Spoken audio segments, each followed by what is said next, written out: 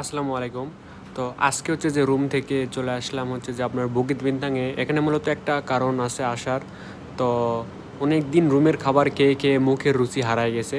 তো কি আর করার, অনেক দিন থেকে হচ্ছে যে শুনলাম বুকিত বিন্তাঙে নাকি ঢাকা হাজির বিরিয়ানি নামে একটা রেস্টুরেন্ট খুলছে। সো সেখানে গিয়ে হচ্ছে যে বিরিয়ানি খাবো। তো এখানে সব বিরিয়ানি পাওয়া যায়। আপনি চাইলে মোরগ পোলাও থেকে শুরু করে কাচ্চি এ টু জেড সব কিছু বিরিয়ানি পাবেন।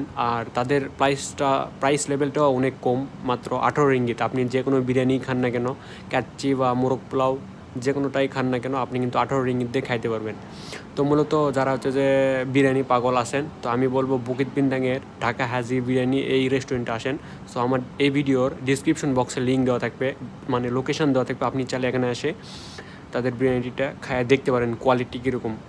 তো আমার জানার মতে আমি নিজেও খাই আসি এবং আমরা প্রায় এখান থেকে বিরিয়ানি খাই আসি। তাদের সার্ভিস অনেক ভালো এবং খাবারগুলো অনেক সুন্দর, সুস্বাদু।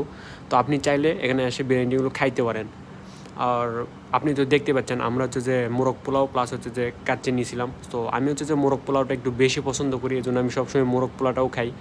আর প্রাইস লেভেলটা বললামই তো, সব সব কাচ্চি থেকে শুরু করে যে মোরগ পোলাও বা যে বোরহানি, এগুলা তাদের আরেকটা জিনিস, সেটা হচ্ছে যে তারা নিজস্বভাবে বোরহানি তৈরি করে।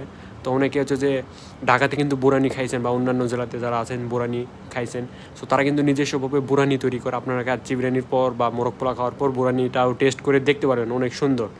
সো আমি আশা করব আপনারা আসেন, খান।